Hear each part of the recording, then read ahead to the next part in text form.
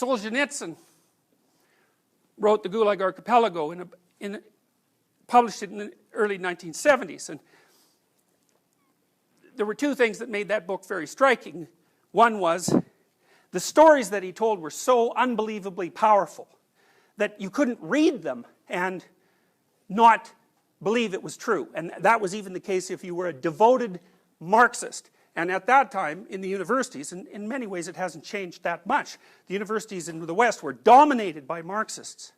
and to some degree that was ethically inexcusable, because people had known since the 1950s, especially since George Orwell wrote, people had known since the 1950s that the Stalinist state was murderous beyond belief. So Stalin, for example, killed 6 million Ukrainians in the 1930s.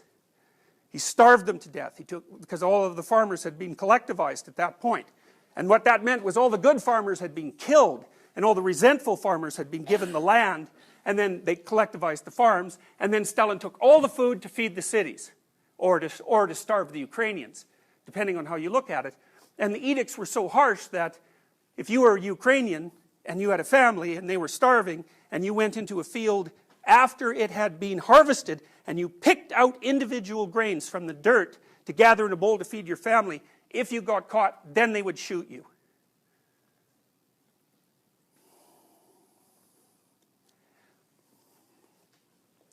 Solzhenitsyn observed this, and he was very interested in how this system developed.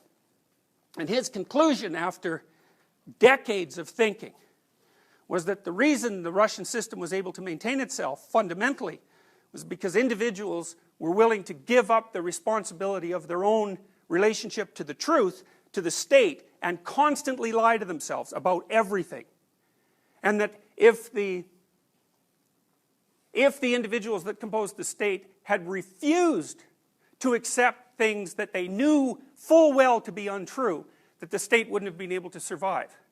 And, you know, Solzhenitsyn's case is very strong, because in some sense he was the first person who told the truth about the Gulag Archipelago, which was this chain of prison camps that the Soviets had erected, on which their economy was essentially based. He was the first person who really told the truth about that, and he hit the foundations of Marxist theory so hard that,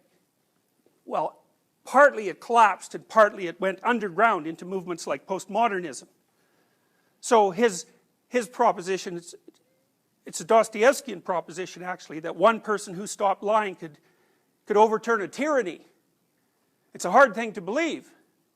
but there's been multiple examples of that sort of thing in the 20th century. It happened with Gandhi, it happened with Václav Havel in Czechoslovakia, it happened with Nelson Mandela, it happened with Solzhenitsyn. You know, so those are pretty powerful examples of the power of a single individual who refuses to accept the conventional lie